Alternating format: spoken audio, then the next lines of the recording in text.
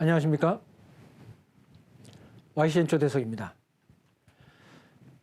예전에는 이제 중고등학교에서 교장 선생님을 하시고 지금은 정년퇴임을 하신 다음에 제2의 인생을 살아가고 계시는 원장님 한 분을 모셨습니다. 방문요양센터를 운영하고 계시는 김원기 원장님입니다. 원장님 안녕하세요. 안녕하십니까. 반갑습니다. 예. 자, 오늘 특별히 모셨는데요. 예전에 무슨 큰 방송사에서 나가서 많은 어떤 좋은 발표도 하시고 말씀도 많이 해주셨는데 그거 보고 제가 특별히 모셨습니다. 일단은 유림방송이니까 네. 먼저 그 방문요양센터에 대한 얘기를 하기 전에 유림에 대한 얘기를 먼저 조금 질문 좀 드리고 가겠습니다. 지금은 방문요양센터니까 어떤 어르신들, 나이 드신 어르신들을 상대로 하는 직업을 가지고 계신데 그전에는 중고등학교 학생들을 대상으로 그 아이를 가르치는 직업을 하셨지 않습니까? 네. 예. 그러면 완전히 나이대가 두 개의 직업이 있는데 나이대가 대상을 하는 나이대가 조금 완전히 극과 극으로 많이 차이가 나거든요. 네. 예. 그랬을 때 그 아이들을 가르칠 때 지금 그 방문요양센터 이름에 여기도 나와 있지만 효가 들어갔단 말이죠. 효도에 대한 그 효를 강조하신 건데 아이들을 가르칠 때 그때 아이들이 생각하는 효의 개념과 지금 나이 드신 분들을 상대로 하고 계시지 않습니까? 매일 일선에서 만나고 계시지 않습니까? 그분들이 생각하는 효의 개념이 조금은 다를 것 같아요.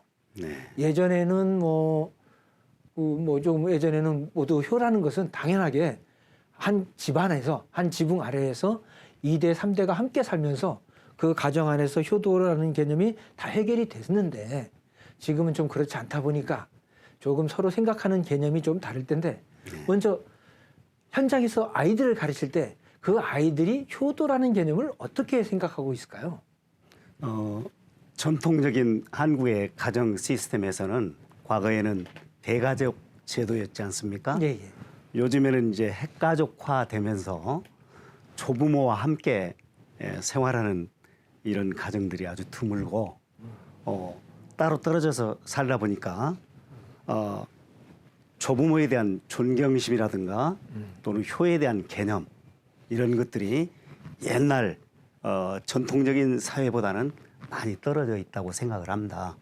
그런데 요즘 이 핵가족화 되면서 이제 제가 교장으로서 추퇴임을 하고 나서 제가 방문 요양센터를 운영하면서 이렇게 여러 어르신들을 만나면서 보니까 이제 혼자 외로움을 느끼면서 살아가는 노인들이 많다 이런 걸 느꼈고 질병으로 고통받는 사람도 많이 있는데 이런 분들을 국가에서 일정 부분 이렇게 케어를 해야 되겠다 이런 생각이 들어서 아마 노인 장기 요양 보험 제도가 태동되지 않았나 싶습니다. 예, 그렇습니다. 그러니까 국가적으로도 이제 간 가정에서 효라는 개념이 다 완성이 안 되니까 이제 국가에서 조금 보완할 것은 시스템적으로 보완을 하고 이제 그 표현은 이제 복지라는 개념으로 우리가 볼 수 있겠습니다. 네. 예. 자, 그런데 물론 이쪽 내용을 더 나아가기 전에 저희가 이제 유교고 유림이다 보니 향교와 성균관, 서원 이런 쪽에 오시는 분들이 이 방송을 많이 보고 계시거든요. 네. 그랬을 때 원장님도 향교나 이쪽에 어떤 추억 경험담이 있으십니까? 네, 제 고향이 고창인데요. 고창이요. 전라북도. 예. 어린 시절에 그 아버지를 따라서 고창 향교에 들려서 그 유생들이 예를 드리고 결혼하는 풍습이라든지 제사 드리는 풍습 또는 거기서 그 한문 글 공부를 하는 모습들을 보면서 상당히 많은 것을 느꼈습니다. 그리고 또 애착이 가더라고요. 예. 그러시다 보니까 아무래도 그런 쪽에 이렇게 어렸을 때부터 접하신 분들이 아무래도 공부도 좀 더 맹무 삼천지교라고 맹자님 어머님도 서당 옆으로 이사를 가가지고 맹자를 공부를 가르쳤지 않습니까? 그와 마찬가지로 그런 쪽을 더 접하다 보면 아무래도 공부도 더 많이 하시고 열심히 하시게 될 테고 그것이 결국 또 비장 선생님까지 하시게 되는 또 밑바탕이 되지 않았을까 또 그런 생각도 해보게 됩니다. 자, 그러면은 내용을 이제 넘어가기 전에 방문 요양센터라고 그랬는데요. 제가 이 말을 보면은 요양센터니까 요양원, 요양병원. 제가 자주 들으면서도 정확하게 병원은 병원인 것 같은데 요양원은 병원이 아닌가? 이런 생각도 들고요. 그 요양원하고 요양병원은 어떤 차이가 있습니까? 요양병원은 네.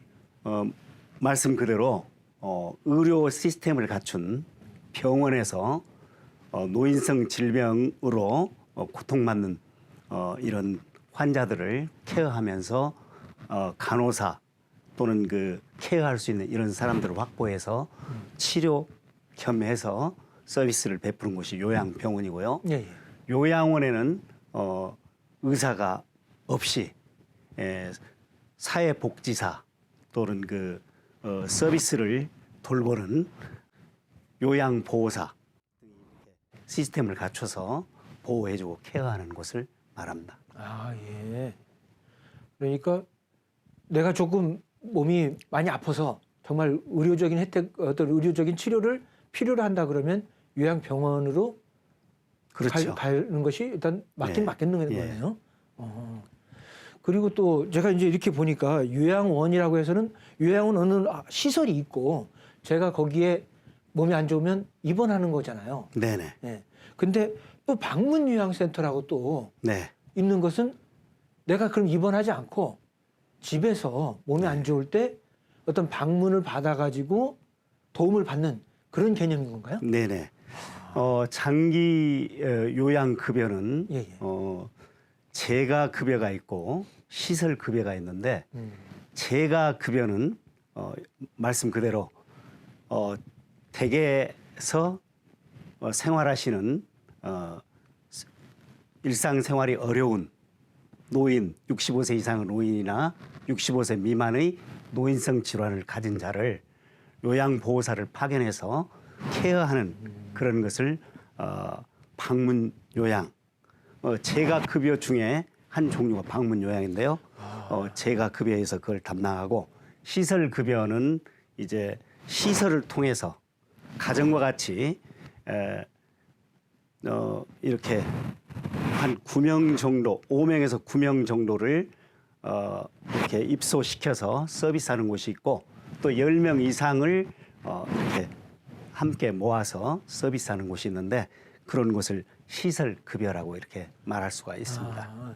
예, 그러니까 지금 몸이 내가 많이 불편하고 누군가의 도움을 필요로 하는 상황인데 네. 그때 무조건 요양원이나 이런 데 입원하거나 그럴 수도 있지만 그렇지 않고 누군가가 와서 도와줄 수 있는 그런 시스템이 있다. 그걸 말씀하시는 거예요. 그렇습니다. 네. 그러면 이제 오늘 특히 이제 방문 요양센터를 운영을 하고 계시니까 내가 어디 입소하는 것도 있지만 방문을 받아서 어떻게 내가 도움을 받는지 그 부분을 좀 더 오늘 자세히 좀 제가 여쭤보고 좀 설명을 좀 듣도록 하겠습니다. 네네. 예, 그쪽이 중심일 것 같아요. 그래서 이제 원장님께서 이렇게 준비를 해오셨는데 말로 설명하면 조금 어려워서 못 알아듣는 분도 있을 수 있으니까 함께 화면에 글로 띄워서 함께 설명을 좀 부탁드리겠습니다. 예, 그러면 좀 넘어가 볼까요? 노인장기 요양병원. 일단 노인장기 요양병원입니다. 그러니까 일단 노인이라고 하는 뜻이고 일단 기본적으로 노인은 65세, 만 65세죠?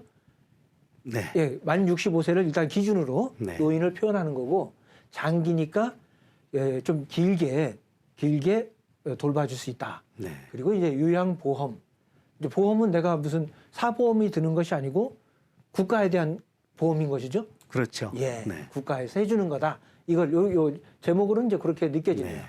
자, 김원기 대표님이 나오셨고요. 자, 그럼 넘어가 보겠습니다. 잠깐만요. 화면 넘어가기 전에, 요양편 넘어가기 전에 우리 이황 선생님 네. 그 짧은 일대기를 좀 제가 적어왔습니다. 자, 이황 선생님 일대기인데요. 이황 선생님이 우리가 위대한 학자니까 어떤 인생이나 삶도 그렇게 평탄하고 그랬었을 줄 알았는데 가만히 보면은 개인적인 삶만 놓고 따지면 그렇게 평탄치가 않으셨어요. 그래서 제가 한번 읽어보겠습니다. 조선시대 최고의 성리학자 이황 선생님이 인생은 참 굴곡이 심했어요. 7달 만에 아버지가 돌아가셨어요. 태어난 지 7달 만에. 자, 아버지가 안 계시니 가정이 그렇게 풍요롭게 살기는 어려웠을 것 같아요. 홀어머니 밑에 자랐고, 8명, 남매가 8명이었는데요. 그리고 형이 6, 누나가 하나, 그리고 8명 중에 막내고요. 20살 때 결혼을 했는데 부인과 사별했고 30살 때 재혼을 하셨습니다. 아들을 셋 낳았는데 둘째 아들은 일찍 죽었고요. 결국 집안이 어려워서 이 어려운 와중에도 그렇게 위대한 학자가 되신 거 보면 참 대단하십니다.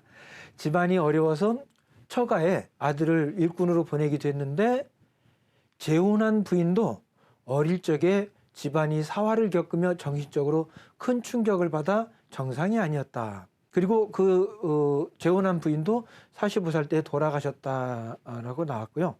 물론 벼슬길도 오르셨지만 을사사화로 탄핵을 받기도 하셨고요. 그러나 이제 이런 인생 와중에 이황 선생님이 70살까지 장수를 하셨거든요. 예, 그때 당시 70살이면 무지하게 장수하신 거죠. 그리고 이제 큰 질병 없이 돌아가셨다고 그랬는데, 근데 잔병 치료는 많이 하셨다고 그래요. 이제 여기서 이제 제가 한 가지 좀 여쭤보고 싶은 게, 물론 이제 이황 선생님이 45살 때지만 지금을 기준으로 이제 비유해서 여쭤보면, 자, 제가 요새는 아이들도 자식도 하나나 둘밖에 안 낳는데 경우에 따라서는 사고로 아들이 먼저 죽을 수도 있지 않습니까? 요새 같은 때. 아들도 먼저 죽었고, 부인도 어떤 사고로 인해 가지고 정신적 충격이나 어떤 몸을 쓰기가 어려운 상황이 처해졌고, 나 자신도 나이가 들어가지고 부인을 돌보기가 어려운 상황.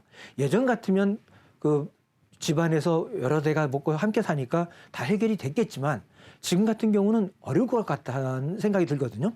자, 그래서 이런 경우 나는 나이가 들었고 부인은 몸을 쓰기가 어려운 상황, 정신적으로 뭔가 어려운 상황일 때 나는 이걸 어떻게 해야 되는가? 이게 이제 국가에서 뭔가 해결하기 위해서 뭔가 복지제도를 마련한 것이 요양병원 같은 느낌이 드는데, 자, 이런 경우는 국가에 어떤 도움을 의지해 볼 수 있을까요? 만약에 제가 나이가 좀 있고 이런 경우라면. 네. 퇴계 선생님이 살던 시절에는 의학이라든가 그 의료 시스템이 발달이 되지 않아서 수명이 짧았습니다. 그래서 평균 수명이 30살 내지 40살 정도라고 했는데, 요새로 말하자면 평균 수명이 늘어났지 않습니까? 그래서 70대 후반, 80대 초까지도 거의 가능한데, 요즘 나이로 치면은 45살이면 아마 85세 이 정도로 비약해서 생각할 수 있지 않을까, 이런 생각이 들고요. 사화를 통해서, 국가적인 혼란기를 통해서 정신적인 충격을 받거나 또는 그 뇌혈관 질환을 통해서 이렇게 일상적인 생활을 혼자서 수행하기 어려워졌다, 이랬을 때는 요즘 말하는 장기 요양 보험에서 혜택을 받을 수 있는 이런 시스템이 되지 않을까, 이렇게 유추해서 생각해 볼 수가 있겠습니다. 예. 그러니까 이황 선생님 같은 그런 경우에 처했다. 네. 나이가 65세가 넘었고 이런 때는 국가의 도움을 청할 수가 있다. 네. 이제 그런 부분이신 거죠. 네, 65세가 넘지 않더라도 예. 노인성 질병으로 인해서 일상생활을 혼자서 수행할 수 없는 경우에 마찬가지로 똑같은 국가 기관, 요양기관의 케어를 받을 수가 있습니다. 그러니까 65세가 무조건 넘어야 되는 것은 아니고, 네. 넘지 않아도 받을 수는 있는 가능성은 있다는 뜻이네요. 예, 노인성 질환으로. 노인성 질환으로. 네, 예. 그런 부분들은 우리가 잘 모를 수 있는데, 일반인들은 잘 모를 수 있는데, 예, 그 부분을 조금 오늘 좀 자세히 설명을 좀 부탁드리겠습니다. 그리고 이제 얘기가 끝났는데, 이황 선생님께서 제가 들으니까 잔병 치레를 많이 해서 젊으셨을 때부터 선비들이 매일 앉아서 공부만 하니까 건강이 안 좋다. 자기 자신도 건강이 안 좋았고, 그래서 그 건강을 유지하는 방법을 찾다가 그 활인신방이라는 책을 저술하셨다고 그래요. 물론 이제 중국에서 먼저 나온 책인데 그것을 이제 부연 설명하고 그림도 덧붙여 가지고 그런 어떤 활인 신방이라는 책을 쓰셔서 평생을 거기에 맞춰서 사셔가지고 장수를 하셨다고 그러는데 네.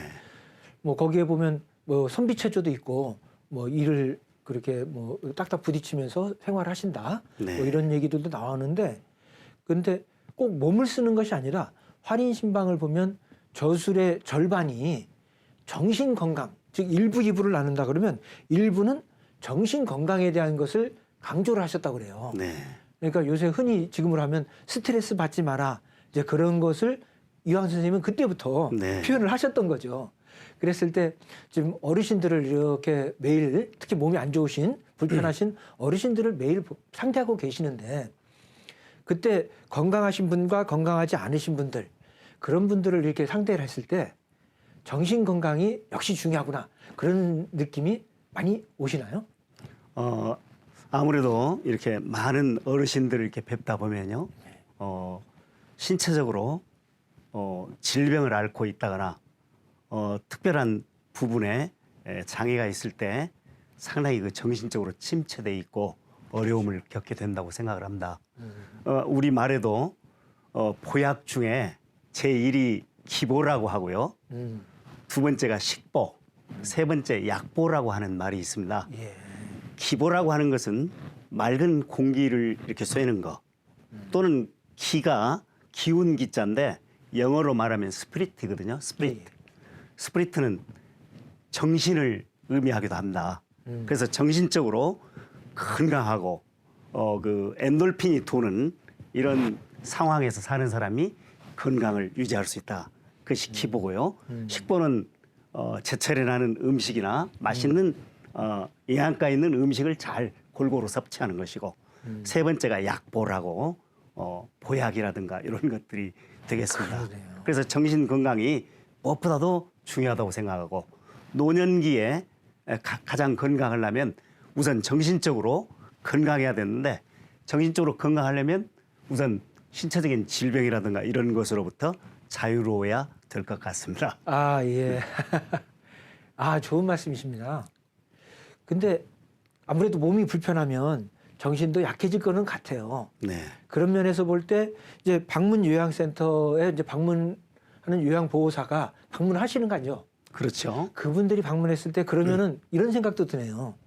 몸이 불편하니까 몸만 돌봐주시는 것에서 그칠 게 아니고 그분들이 정신적으로도 좀 더 건전하고 건강해질 수 있도록 좀 그런 부분도 좀 도와주시는 것이 중요할 것 같은데 그런 부분도 요양보호사들이 조금 교육을 받고 그런 부분도 노력을 해주시는 건가요? 그런 부분은 이제 방문 요양에서 하는 그 지원으로는요. 신체 활동 지원이라든지 일상생활 지원, 정서 지원 이런 여러 가지 그 지원 방법이 있는데 정서 지원이라고 그래서 말벗이 되어 드린다든지 이렇게 그 위로를 해 드린다든지 뭐 이렇게 함으로써 정신적 건강을 지원하는 그런 그것도 시스템이 교육 있습니다. 과정이나 그 부분에 있긴 있는 거군요. 네. 따로. 그렇죠. 제가 몰랐던 걸 많이 배워갑니다. 자, 물론 건강하고 오래 무병장수하면 얼마나 좋겠습니까만은 사람 뜻이 어떻게 몸이 다 그렇게 되질 않으니까 자, 그래서 혹시 몸이 좀 불편하고 뭔가 도움을 받아야 되는 상황이 벌어졌을 때에 어떻게 해야 되는가 이 시간을 통해서 우리 김원기 대표 원장님한테 조금 배워보려고 그럽니다. 자, 이제 본론으로 들어가도록 하겠습니다. 자, 먼저 넘어가 보면은요. 자, 제일 먼저 노인 장기 요양 제도의 목적이라고 그랬는데 원장님 앉으셔서 하셔도 되고요. 일어나셔서 요걸 좀 이렇게 가리키면서 설명해 주시면 좋겠습니다. 노인 장기 요양 제도의 목적은 고령이나 노인성 질병 등의 사유로 일상생활을 혼자서 수행하기 어려운 노인 등에게 신체 활동 또는 가사 활동 지원 등의 장기 요양 급여를 제공하여 노후의 건강 증진 및 생활 안정을 도모하고 가족의 부담을 경감시켜 줌으로써 국민의 삶의 질을 향상하도록 함을 목적으로 하는 사회보험제도라고 할 수 있습니다. 신체 활동 또는 가사 활동 지원이라고 그랬는데요. 네네. 그럼 가사 활동이라는 거는 우리가 뭐 설거지나 빨래, 청소 이런 걸 말씀하시는 건가요? 네, 가사 활동 지원은 예를 들어서 뭐 취사, 그다음에 정리정돈, 청소, 세탁 뭐 이런 것들이 되겠습니다. 그렇죠. 네. 몸이 불편하신 분들은 뭐 그걸 일상생활 지원이라고도 이렇게 그걸 얘기하는데요. 본인이 해결을 못 하시는 네. 분들도 있죠. 그렇죠. 예. 몸이 불편해서 어. 취사 활동이 안 되고 빨래도 잘 못하고 이러시는 분들이 세탁기 사용 방법은 알더라도 이렇게 거동이 불편해서 하지 못하는 사람들을 도와드리는 이런 시스템. 국가에서 이런 것들을 지원을 해주는 거군요. 그렇죠.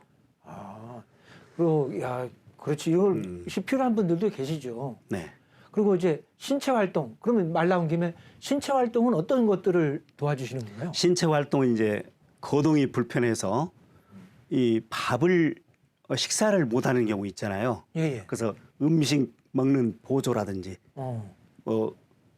또는 뭐 세면, 양치질하기, 뭐 그다음에 목욕하기, 앉았다 일어나기, 뭐 이런 대소변 가리기, 뭐 화장실 가는 거, 문 밖으로 나가기 이런 그 활동이 거동이 불편한 어르신들을 돕는 그런 활동이 되겠습니다.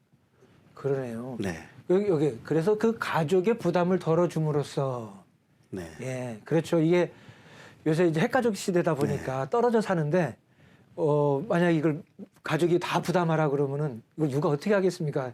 젊은 사람들 또 사회 활동도 해야 되는데 이렇게 되면 또 가족 부담도 많이 덜어질 것 같고 이런 어떤 복지 활동이 시스템이 준비가 되어 있다는 것이 그래서 참으로 감사할 일입니다. 네. 예, 이런 것으로 시행하는 사회보장제도이고 예, 이렇게 이런 것을 장기라고 그랬으니까 일시적인 것이 아니라 꾸준히 또 혜택을 받을 수 있다는 뜻도 되겠습니다. 네. 장기니까. 네. 예, 그래서 그 목적은 이렇게 해서 우리가 일단 이렇게 해서 끝냈고 다음 질문을 좀 넘어가 볼까요? 요거네요. 그러면은 그 요양보험의 보험자와 그 가입자는 누구인가? 요 네. 부분 설명 좀 부탁드립니다. 네. 이 보험자는 국민건강보험 공단이고요. 가입자는 국내에 거주하는 국민, 국내에 체류하는 재외 국민, 외국인으로서 대통령령으로 정하는 사람으로 되어 있습니다. 그러면 일단은 국내의 국민이면 네, 다 해당이 된다. 그렇습니다. 누구든지 네. 이렇게 보면 되겠습니다. 뭐 재외국민이나 외국인 대통령 이런 부분들은 좀 어려우니까 이 부분은 네. 이제 관계 기관에다가 문의를 하면 네. 해당 사항이 되는지 문의를 하면 될 네. 거고 일단 국내에 거주하는 국민은 모두 다 이 대상이 될 수 있다. 네. 예, 고맙습니다. 예.